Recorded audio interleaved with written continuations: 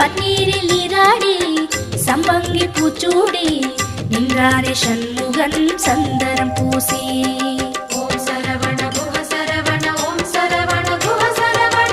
பன்னீரில் நீராடி சம்பங்கி பூச்சூடி நின்றாரே சண்முகன் சந்தனம் பூசி. தங்கரதமாடி வரும் வள்ளல் முகம் கோடி பெறும். தங்கரதமாடி வரும் வள்ளல் முகம் கோடி பெறும்.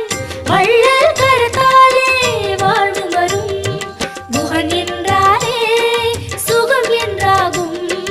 குஹன் என்றாலே சுகம் என்றாகும். பழனி மலையில் பழகும் உறவில் பாசம் பிறக்கும்.